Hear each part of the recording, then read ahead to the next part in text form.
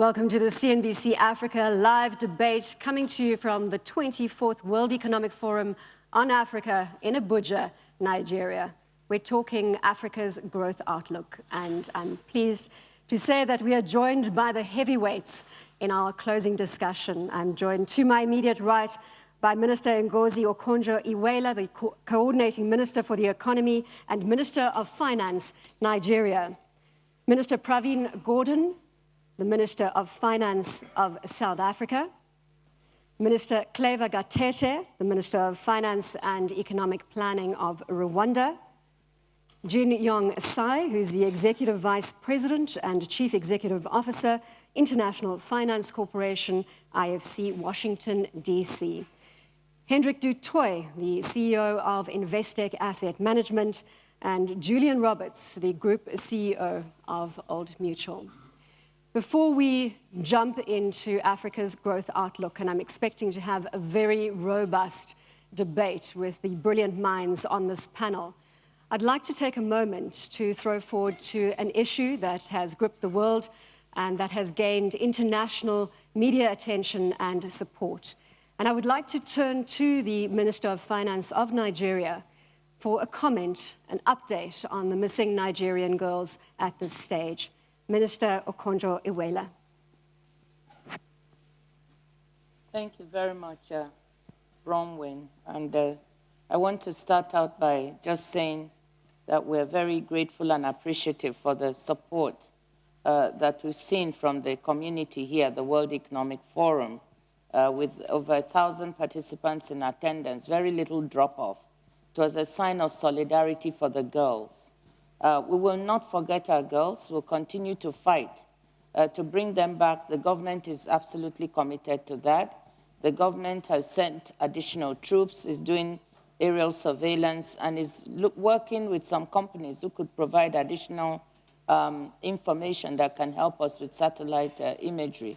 As you all know, the governments of the US, France, the UK, and China have also offered help with the aerial surveillance, satellite imagery, with capacity building, intelligence, and various other offers that have been made, and we're waiting for these to come through to bolster our efforts to bring the girls back home. After the World Economic Forum, we will not forget, we will not relent. This is what we'll be focused on, and we are very grateful for the international community's support on this issue. Minister, thank you for that. And in solidarity with the missing Nigerian schoolgirls and the Nigerian government, we'll be using the hashtag #BringBackOurGirls for the duration of this live broadcast, and we'll be using that in tandem with the hashtag #AfricaGrowth. Sorry, Bronwyn. There's also, I want to add here one very concrete outcome of this forum, which is the launch of the Safe Schools initiative. I think it's safeschools.org by the UN Secretary General's envoy, Gordon Brown, together with the business community in Nigeria, who have pledged $10 million to make our schools safer. And they said they would put it if the government would put a matching grant. President Goodluck Ebele Jonathan just announced that we will put the $10 million from the government to match what they have offered. This is on top of all the other efforts that are being made at the moment. This is additional to that. So Safe Schools. Thank you. Minister, thank you very much for that. And we're going to amend our Twitter policy on the fly. We're going to go for a triple hashtag. So you're going to go triple hashtag. It'll be Africa Growth, hashtag #BringBackOurGirls, and hashtag safeschools.org.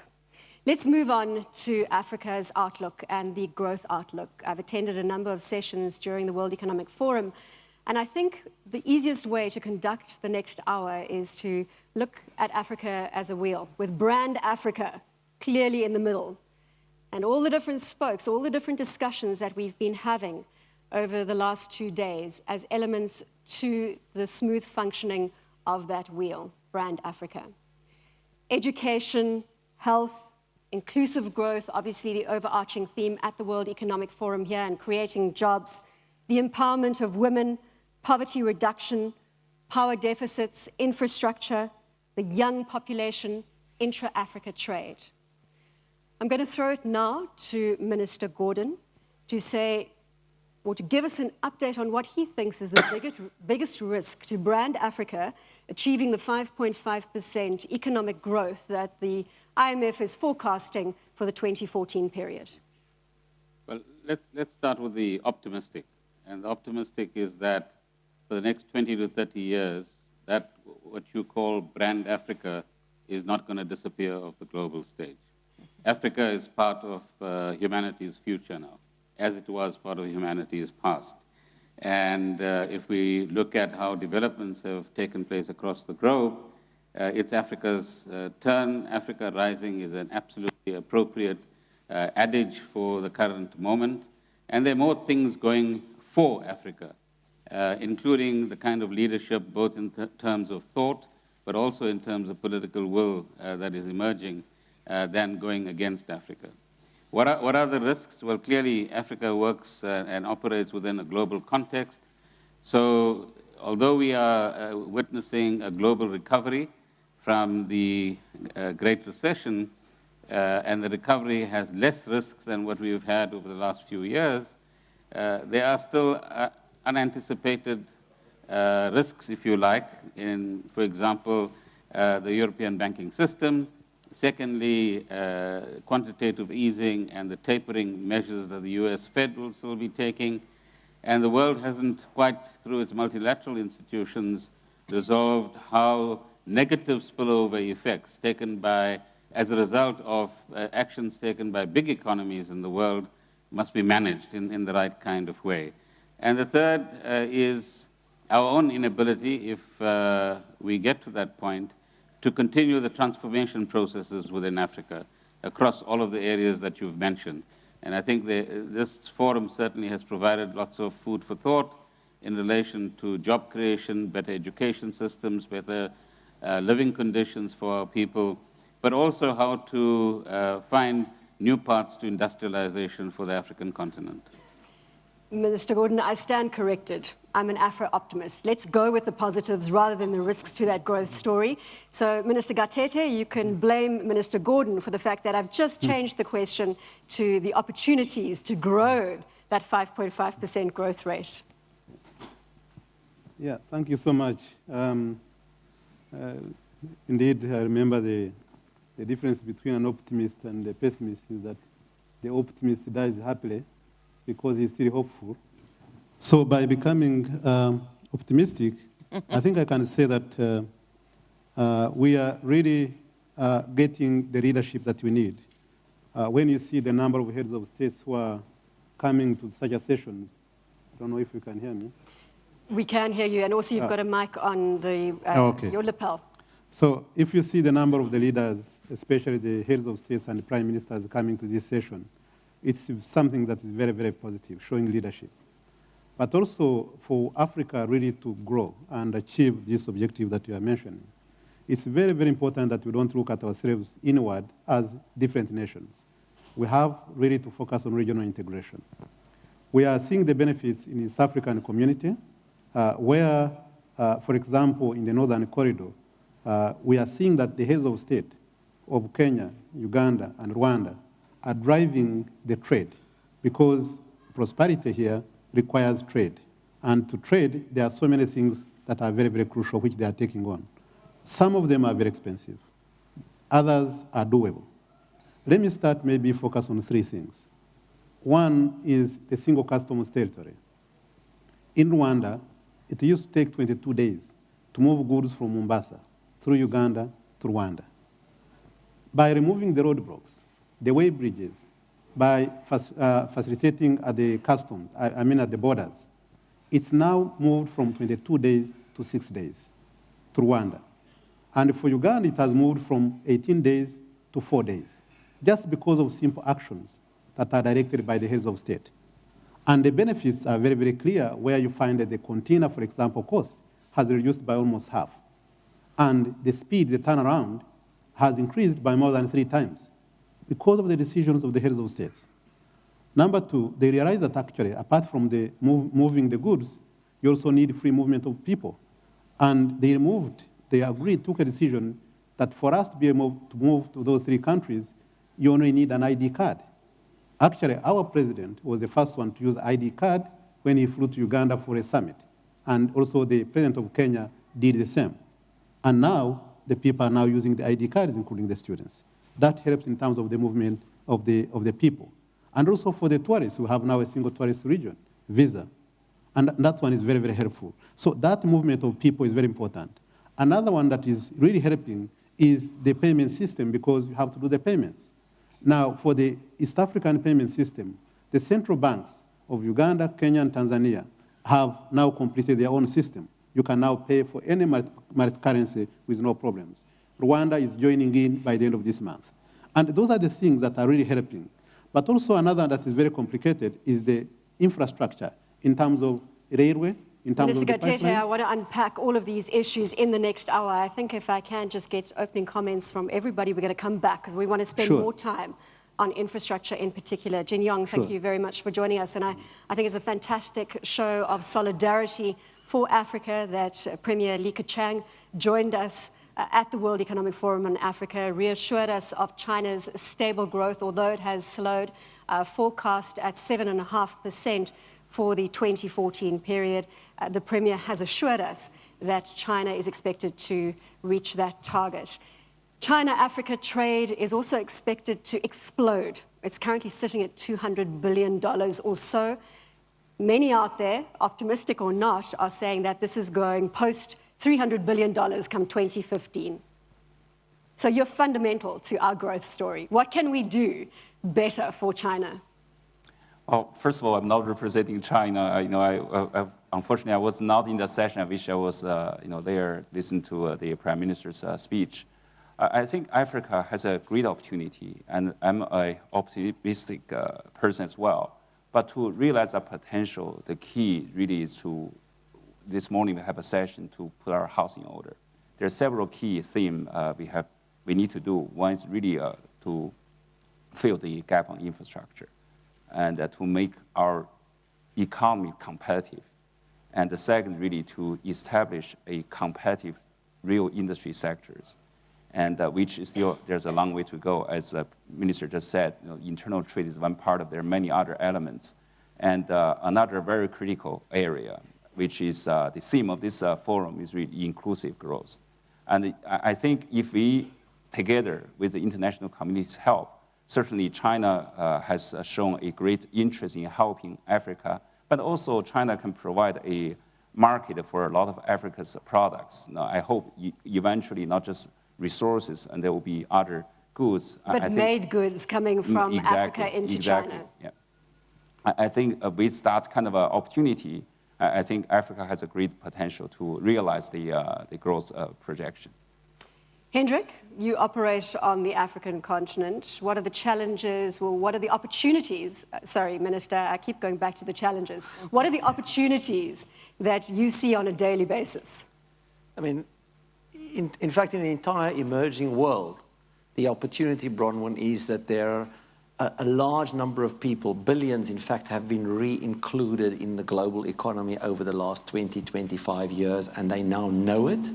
They're electronically empowered, digitally empowered, and they're willing and wanting to participate. Of course, there are many excluded, which we need to get in.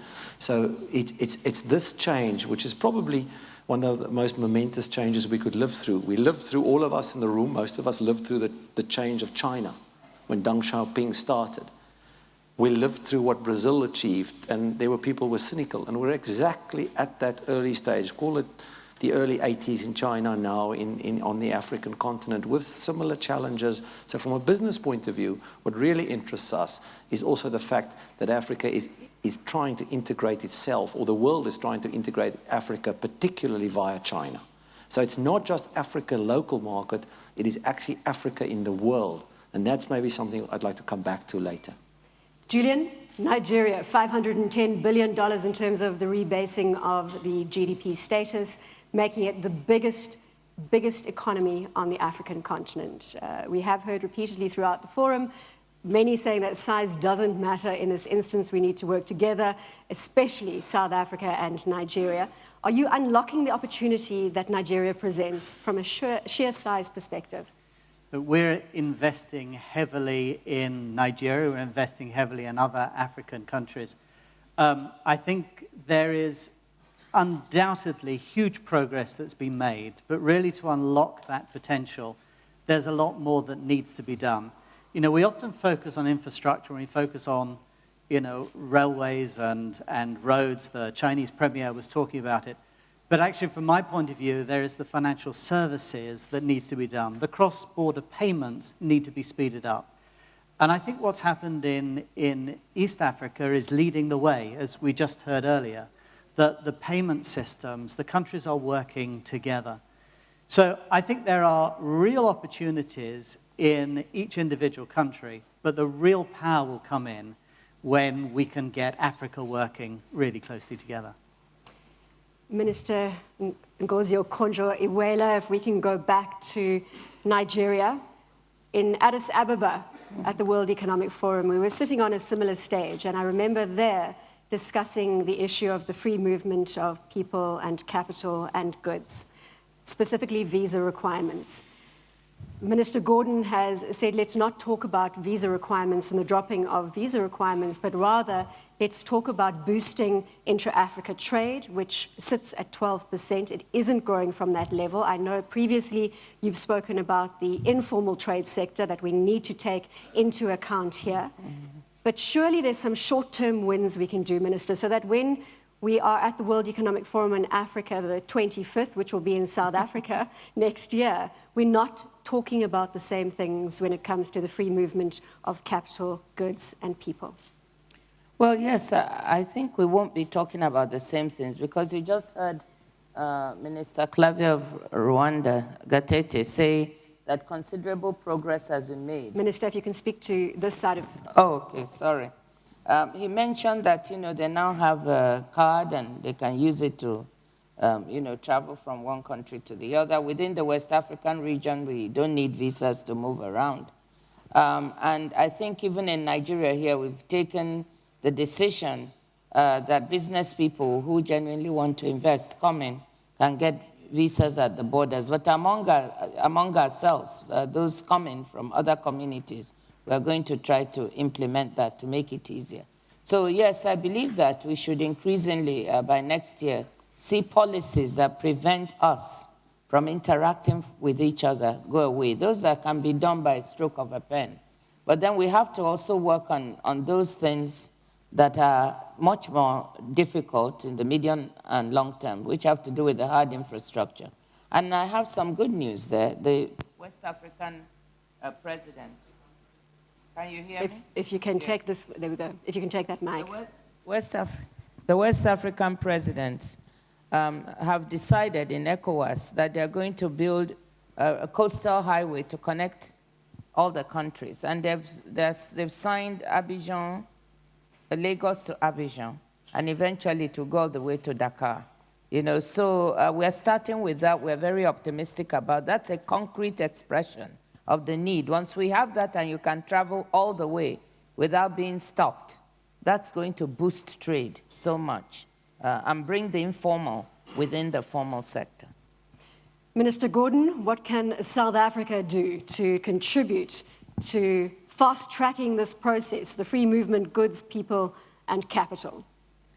We've gone a long way in that direction already. If you take the question of movement of capital, South African firms today have a presence in most African countries. The financial sector, telecommunications, retail, mining services, and year after year we've adjusted our exchange controls and other provisions in order to ensure that firstly South African firms can take capital out, and in fact preferential treatment is given to those South African firms that want to invest in Africa. So if you take it elsewhere in the world, there's a different set of rules, but we've encouraged investment in Africa, and it certainly has worked. If you come to South Africa today, I would imagine that 3/4 of the African continent will have people in South Africa in one form or another. So both formally and informally, both in the professions and outside of the professions. South Africa has any number of people outside of the South African population that are there. On the movement of goods, state-owned entities like Transnet have certainly provided access right up to the DRC and other parts of Central and Eastern West Africa, or the western part of Central Africa. But a lot more needs to be done. So I think there's a consciousness about that. There's excellent work going on in the infrastructure program that we've worked out both in the AU and now with WEF as well. And we're getting to a point where a pipeline of projects like the one that my colleague and sister is talking about are there. We need to turn them into bankable projects. The financial sector is also coming to the party, so that's excellent as well. As far as the payment systems are concerned, I think we have a fairly good one in Southern Africa. And what we need now is the connectivity. If you look at stock exchanges, there's two people sitting in the front row here representing Joburg Stock Exchange and the Nigerian Stock Exchange. So they're working together. If we look at deepening capital markets across the African continent, of course, South Africa has the deepest of those markets, but a lot of good work is happening in terms of sharing expertise and enabling some of those things to actually happen. Of course, as some of those more sophisticated developments take place, we've got to beware that we become more connected to Western economies or the developed economies. It means any contagion, both financial and other, emerging from those economies can then impact on economies that weren't impacted in 2008, 2009 as well. So whilst there's the optimism, I think we need to also be aware of the risks and work out how collectively and individually we manage those risks as well. And of course, Minister Gatete, you need to weigh in here because Yes. you are further than anybody else from an East African community perspective, and that is being driven largely by Rwanda's input. Yeah, I just wanted to emphasize the point that the minister has just mentioned, which is very, very crucial. Two things. One is that if we have to raise money, more significantly, we cannot just rely on the banking system the way we are doing in most of the African countries. We need to develop our capital markets. We need to link the capital markets so that there is cross-border trade and raise resources from outside. Number two, has been a problem which we are discovering now as we implement the East African big projects, infrastructure projects, is that we've been relying on the public money, either governments borrowing or just to finance those projects. But there's a limit to how much data that we can acquire. And that means we have to bring in the private sector, which requires the structuring of the projects in such a way that the private sector can see the incentives, can see the need for them to be part of those kind of projects. And this is what we are really, that's why we appreciated the Africa 50 fund, which is really helping us in terms of structuring these big projects so that we can mobilize resources from outside with a strong involvement of the private sector. Otherwise, it will take us for a long, long time. Those are the two things that I wanted just to emphasize, but also saying that even just a free movement is not just with the neighboring countries.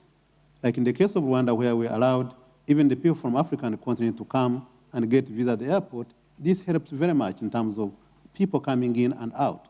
So the free movement of people helps in terms of them to come and also identify opportunities. Come at any time.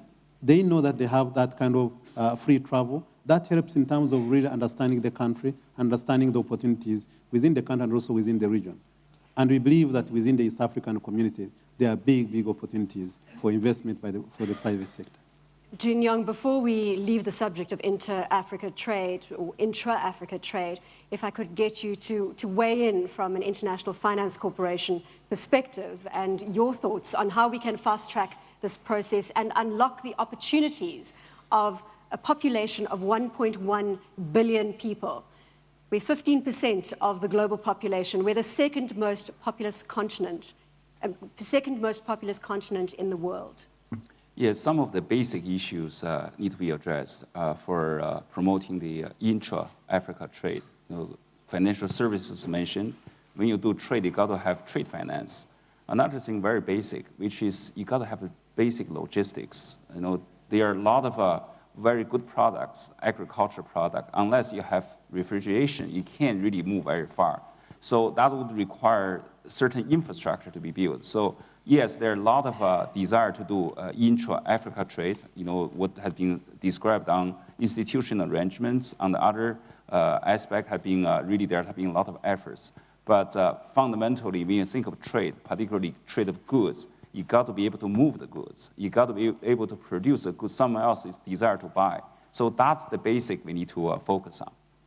Hendrik, you are passionate, and I think you would be absolutely just devastated if I moved on from this point without asking you your thoughts on intra-Africa trade and what that can do for our growth outlook. I was just so excited to listen to Minister Gatete and also view and live through what East Africa has achieved over the last decade or so. And with a commitment from the heads of state to do things, I think it's not that difficult to do it in the West. SADC is not far from it. So I think at the trade point, we're getting there. We have to get the infrastructure on top. But let me comment from a financial point of view, because Mr. Gordhan mentioned it, but it needs to be repeated. Unlike many developing countries in the world, we actually have the ability to mobilize and pool capital and have big pools of capital onshore in the continent. We don't have to ask for foreign risk capital if we spread it properly. And there's, by rough calculation, about $500 billion of capital available to be spread across the continent, mostly mobilized in the south. And I think the oldest mobilization firm actually was Old Mutual to my right, but people like ourselves and others in the audience here all participate in that process. And we have now been allowed to spread it. And what is really important is that execution standard regulation must be harmonized across the continent so that it is easy to deploy that money. And then it will be far easier to absorb and deploy foreign risk capital. And of course, then we need to make sure we service the entire capital structure, which is another discussion. But I think the IFC's presence here today is extremely significant. Julian, if we look at Old Mutual again, operating on the continent for many, many years, what progress have you seen on the free movement of trade, goods, and capital? Well, I want to pick the skill sets and the people, because I think it's a very good story that we've got as an illustration. You see, I think Africa can help Africa. And as Minister Gordhan said, capital has flown from South Africa. But if I take the insurance business for one example in Nigeria, so what have we done? We have pulled a Nigerian back who was working in Europe, who has come back to help look after that business. We've pulled people from Namibia. We've pulled people from Zimbabwe. We've pulled people from South Africa. And we've utilized all of those skills. So it's Africa helping Africa to impart the skills. And I think that is why I am so bullish about it, because we have, across Africa, all the skills we need. As Hendrik says, we have the capital as well. And it's just a case, if we can get those barriers down to facilitate all of that happening, this will be a real success story. Bronwyn, may I just tell a real live story? About 10, 12 years ago, when we wanted to deploy capital, institutional capital, on a pan-African basis, people thought we were crazy. We traveled the world. We wanted to raise the capital. And then we actually engaged with National Treasury, and it was South African institutions, South African asset owners, who were prepared to take the early risks to back some of the projects over and above, of course, what the DFIs have been doing for years. And therefore, the pan-African market for long-term equity capital was created in that way. And I think that is the exact example which backs up what Julian has been saying. I go back to the wheel. I go back to Brand Africa and what needs to be done. What are the short-term wins that we can leverage? We have only 30 minutes left, so we cannot solve all of Africa's problems, and we need to be choosy in this environment. So I stand corrected, and you can all push me in another direction. But so can I do that? You see, not solve the problems, just take advantage of the opportunities. Minister, I mustn't give you too much. I can see I'm going to be corrected throughout this discussion. You're finally going to get the negative out of me, I know it. But one of the starting points that I've identified is the poverty the energy poverty that we have on the African continent. And let's just throw some of the stats out there. 7 out of 10 Africans do not have access to electricity. 2% of Burundians and South Sudanese have access to electricity. 3% of Liberians have access to electricity. In Nigeria, with a population of 170 million people, half of those people live in darkness, and the other half have access to unreliable electricity. And in the sub-Saharan business surveys, many businesses, almost 70% of those businesses are saying that one of the biggest constraints to growth is unreliable electricity. Isn't this a short-term win? Isn't this where regional integration can leverage something like Inga Dam, which apparently from a hydropower perspective can electrify half of the African continent? Can't we use the might in this room to say, let's get that foreign direct investment. Let's leverage the International Finance Corporation. Let's get Inga Dam working.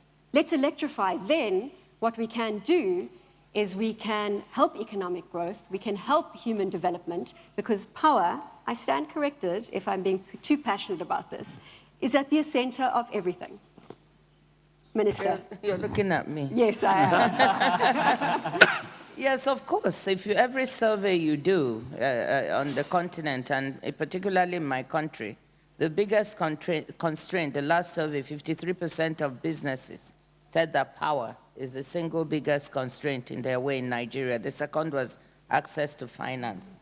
And so this is, but where I was looking at you is because it's not that quick a win.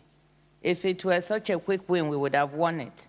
I'm glad to say that in Nigeria, we're almost winning it, because after a decade of trying to run and then privatize, the public power utilities, and it's not easy, because, there are vested interests. There are people who have been working here in a public utility for a long time. But there's no ideological battle here. The point was that we were not able to manage this well, and we know we have to deliver power. So we've done one of the most radical reforms of the power sector. We've liberalized the sector so anyone can come in and invest in power. And we have a wonderful example, which was just signed here at this World Economic Forum on the margins of the Azura Power, $1 billion in investment in, 15 or 14 investors, the creme de la creme, both multilaterals and private equity and banks, international banks, putting $700 million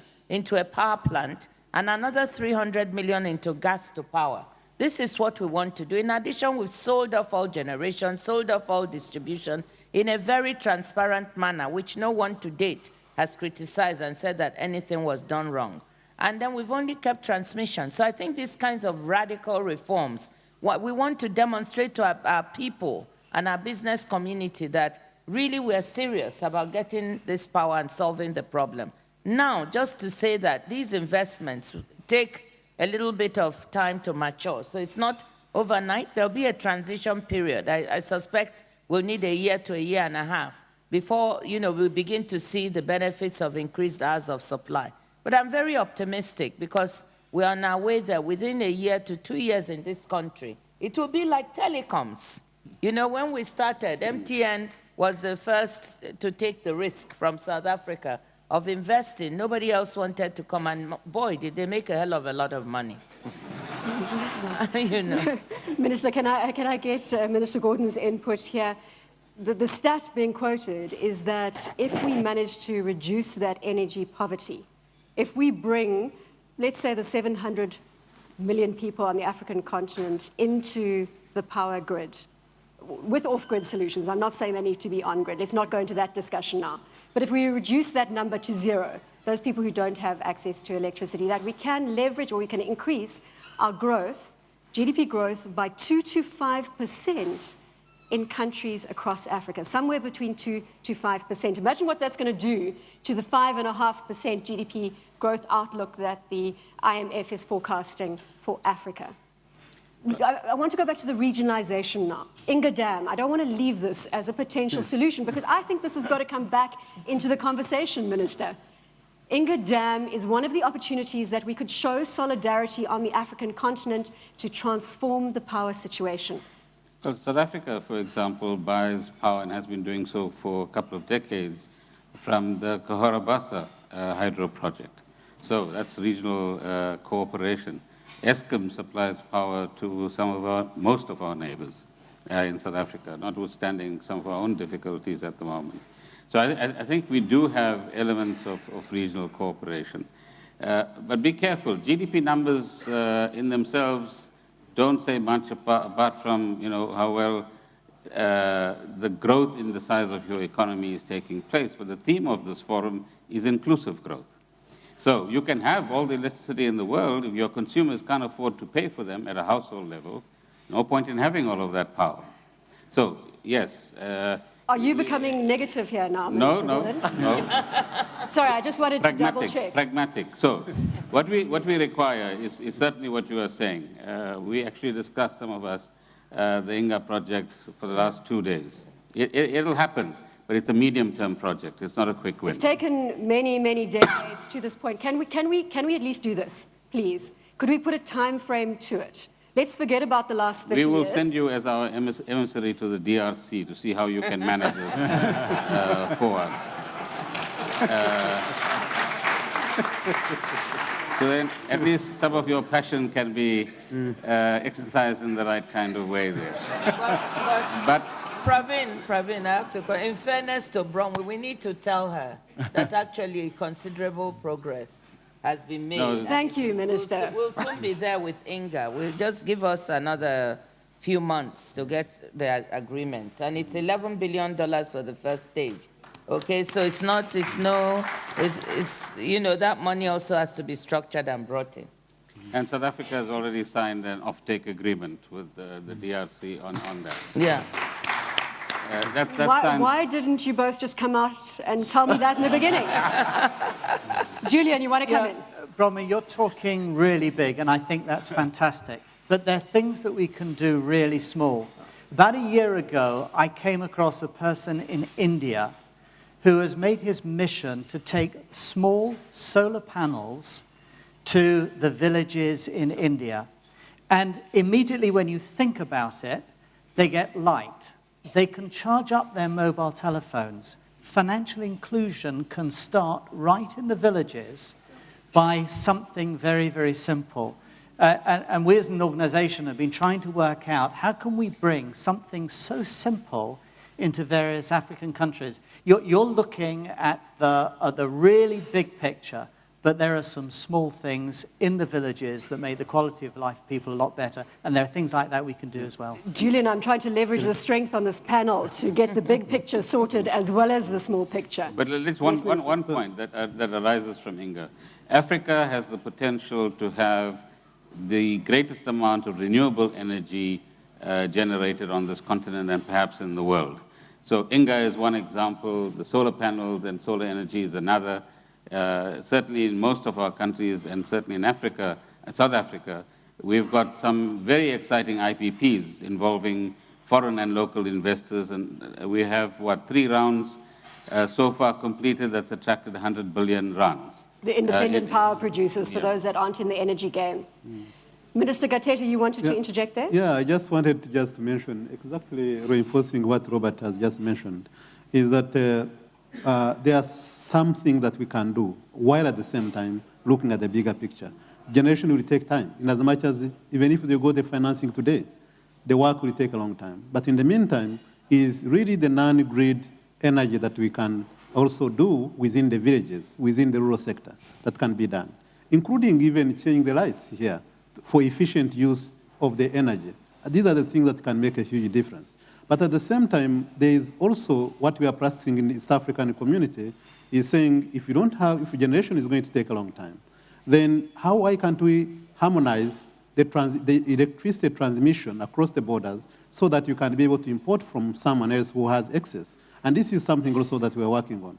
But at the same time, beyond electricity, there are other quick wins that we can do.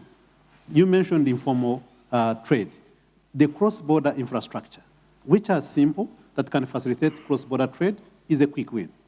The other issues is also what our heads of state in the region have also taken for Kenya, Uganda, and Rwanda to make sure that you can allow the people to come and work without necessarily needing work permits. These are the means that if you have a deficient in terms of skills, then we can get it from the region, as we are benefiting from Rwanda, for example. Jin-Yong, we've heard there from Minister Gatete is passionate about intra-Africa trade. I see he's going to keep bringing us back to that topic in order to leverage the growth outlook. What are you passionate about from an IFC perspective? Take us in the next part of our discussion, bearing in mind we've got 15 minutes left. I think certainly we are very focused on infrastructure. And I indeed agree there has been some progress on INGA. That's a medium to long-term project. In terms of quick win, actually right here in this country, Nigeria has one of the biggest natural gas reserves. You see, if you go to Lagos, you see the gas flare. And in this country, we need to overcome some regulatory bottlenecks.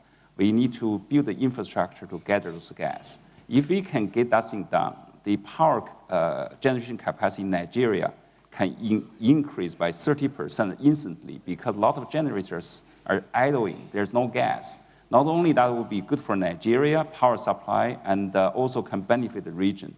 Another area, this is also consistent with inter-regional trade. In Africa, there are regional projects on infrastructure, power, railway need to be done on a regional basis. I think there have been a lot of great efforts recently through the NEPAD, through the Africa Development Bank, the World Bank. I think we are making progress. These are the quick wins to fill the infrastructure gap, which would be foundation for the economic growth here. So we've got infrastructure gap, which is in tandem with the power infrastructure gap, as you refer to the gas. And Hendrik, I think maybe we stay back on this topic because of the amazing benefits that can be derived from power. I was recently at a forum in Los Angeles where I was trying to convince the audience to put their money, foreign direct investment, into Africa and into the power environment. And I wanted to try and explain to them what I was talking about when we talk about this power deficit in Africa. And it struck me when I was flying into Los Angeles in the night, and it was dark, but this brilliant, beautiful city of glowing lights was as far as I could see. And I thought, this is how I'm going to explain it to this audience. That is not what you see when you fly over Africa and you arrive in Kigali in the middle of the night, or in Lagos in the middle of the night, or in Nairobi in the middle of the night. You see small splatterings of light, and the rest is darkness. And that made everybody in the room understand exactly what we're trying to achieve with this forum. So Hendrik, I'm going to throw it back to you. Foreign direct investment. Let's attract more of it into Africa. What do we need to do? Just one point. Maybe we should remember that Africa will also be a victim of climate change, so some people should switch off their lights.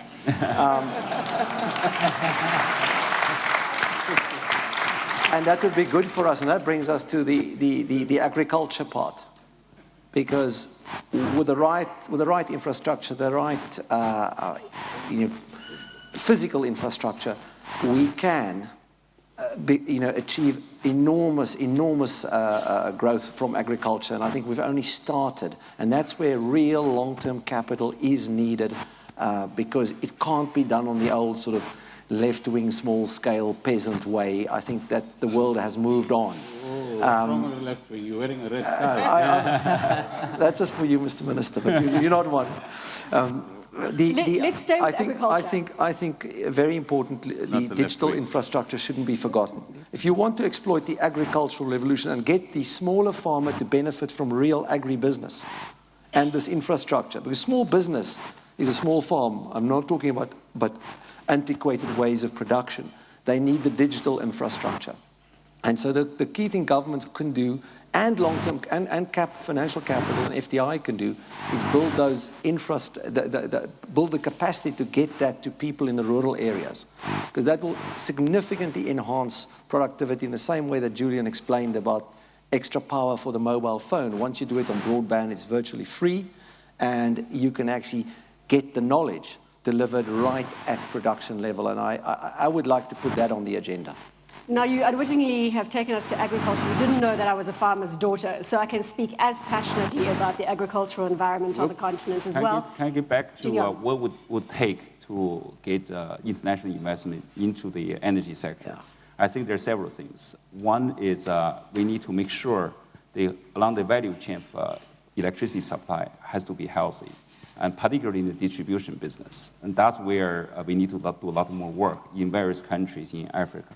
Second is we got to make sure the regulatory framework would allow investors to make money.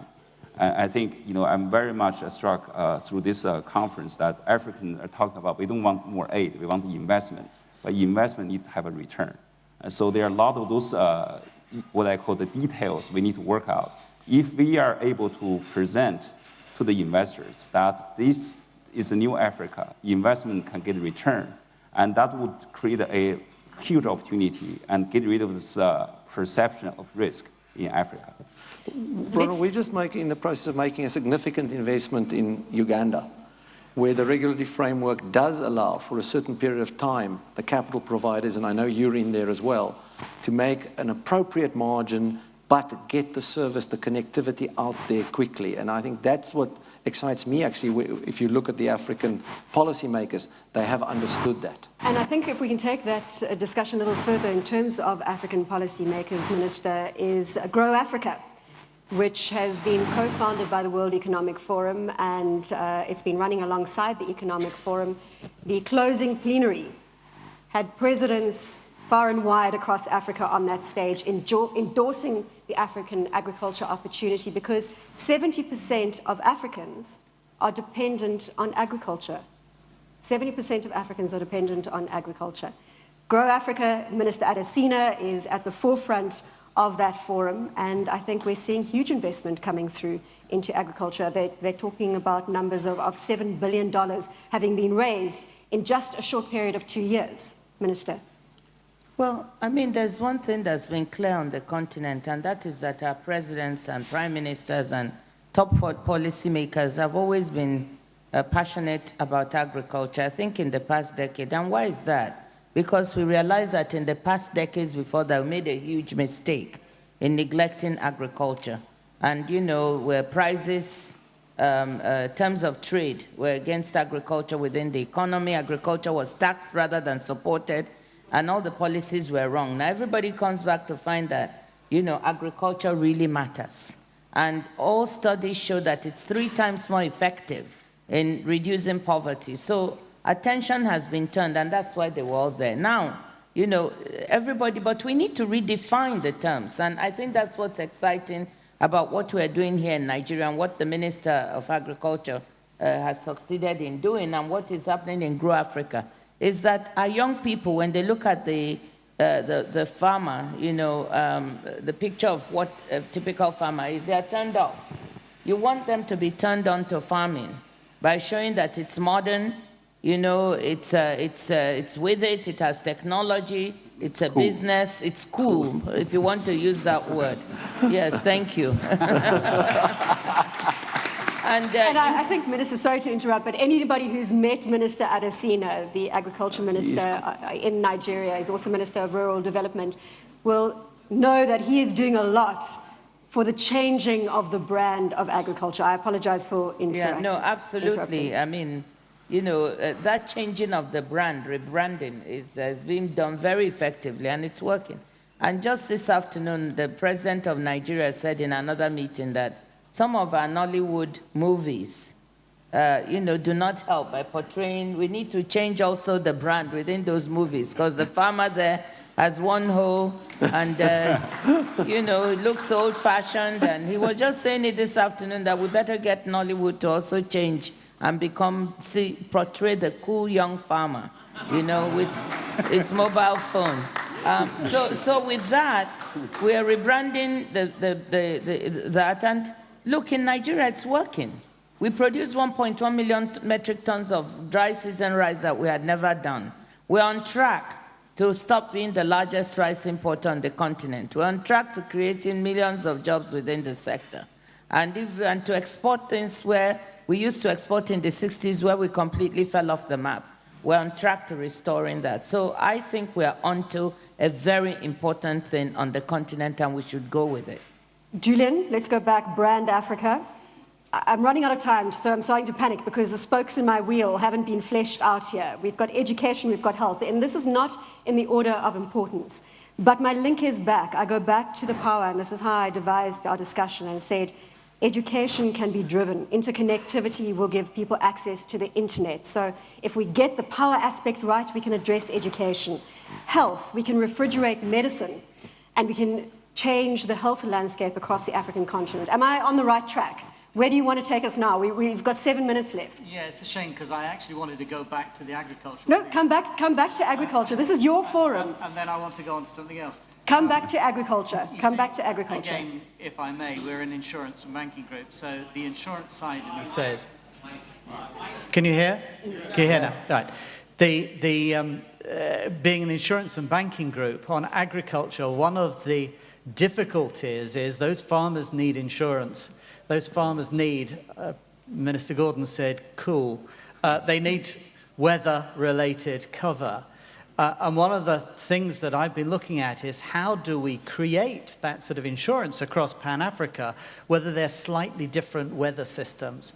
Because if agriculture really is going to, we're going to capitalize on 60% of the uncultivated land in the world, then actually insurance plays a part of it. The other point I just wanted to make is that we cannot forget education. This is absolutely key for the long-term growth of Africa. And I think somehow, how do we impart the skills? How do we get financial inclusion? How do we get education really to work? That is going to be absolutely crucial for the long-term success of Africa. Minister Gordhan, Minister Gatete, yes. Can I just comment on agriculture? Because for me, I see 4 points in terms of agriculture. Number one, first of all, it is very, very important because in the GDP, it does not only affect agriculture side, it affects industry, especially on the manufacturing side. It affects the services in terms of the wholesale, the hotels and transport and everything else. So it's very, very crucial. It affects all the other sectors as well. Now, I see 4 issues. Number one, we have been looking at the farmers and the government investment, but have not brought in the big private sector to invest in that agriculture sector so that we can link the primary agriculture even to the industry. We've been talking about the weather, and yet we are not investing heavily in terms of irrigation. We are talking about productivity, but we are not doing it maybe in the most efficient way so that the fertilizer supply, the supply of the seeds becomes a market in itself. And we need to really focus on how we do it more professionally. We look at this one as a big industry where the private sector has a strong role. Unfortunately, we're running out of time, Jin-Yong, but I want to just make one point. I don't think we've leveraged the success story out of Rwanda enough in the agriculture space. I had the pleasure of talking to President Kagame yesterday, and just to put it into context, $5 billion raised over a 7-year period for 180 projects in agriculture in Rwanda. We have to move to closing comments. So the only way that I can include as much as we can in the spoke of this wheel on brand Africa is to go back through my panel and to ask you each what you are most passionate about in terms of the opportunity to drive growth on the African continent. And Minister, if I can start with you, Minister Okonjo-Iweala. What I'm most passionate about now is not driving growth for growth's sake, but I want us to drive quality growth. Growth that creates jobs. It's the jobs thing that I'm passionate about. So all sectors and all angles where we can create growth, we mustn't forget. And I want to say that, look, there's one sector that creates hundreds of thousands of jobs. I think in South Africa, they've got it right. The housing sector is very well done. They've got all the systems, institutions in place. But in other African countries, including Nigeria, we're just starting.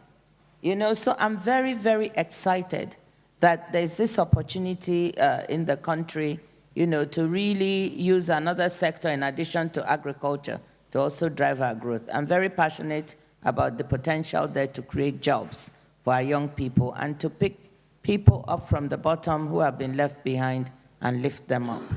Minister Gordhan? I think that the continent needs to find the right balance between support for the economy, including infrastructure and other developments, and social development.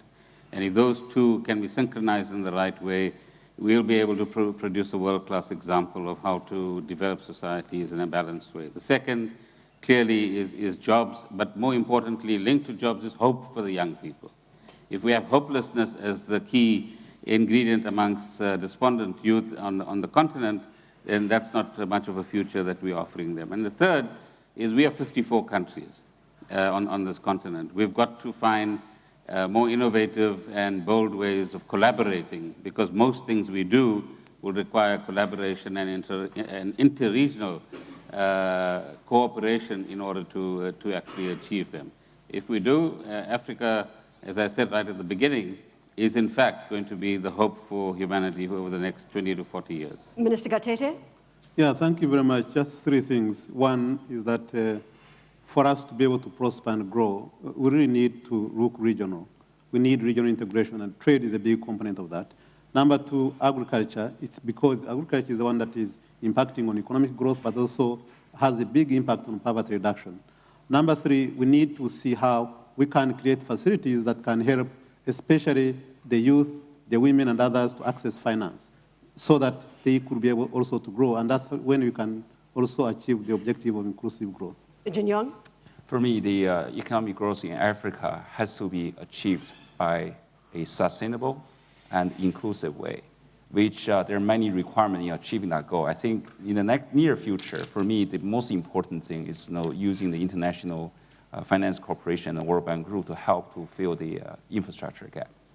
Hendrik? Agreeing with the other panelists, I'm not going to repeat, but say that the thing I want to add is I want to see African businesses win big and African entrepreneurs win big across the world, because that will inspire, that will give confidence, and that will make sure that the right talent is retained and attracted. And I think we've seen examples of businesses, we've lived through it, we've seen, why must Elon Musk sit in California? Why can't he do what he's achieving from Africa? He comes from Africa. Julian? Hendrik wants to go big, I want to go small. Financial inclusion, I want everybody to share in this growth.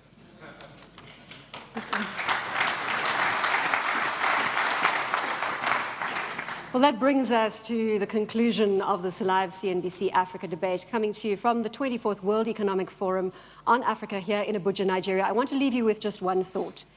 As Minister Gordhan pointed out, it shouldn't be about the GDP numbers. When I alluded to the 2 to 5% GDP growth that we're losing because of the energy poverty on the African continent, on average, on a yearly basis in African countries. But I want you to think about the Ethiopian farmer that will be able to refrigerate her goods on the way to the market if there's electricity. I want you to think about the Kenyan carpenter who will be able to use power tools in his craft. I want you to think about the children, the babies that won't be born via or with candlelight. I want you to think about the mothers that are giving birth to those children that will have access to the right medication because it's been refrigerated. And finally, I want you to think of the millions and millions of children that won't be doing their homework by candlelight or by potentially street lamps in cities. I want you to think of that Africa. Imagine that Africa. Imagine the growth potential.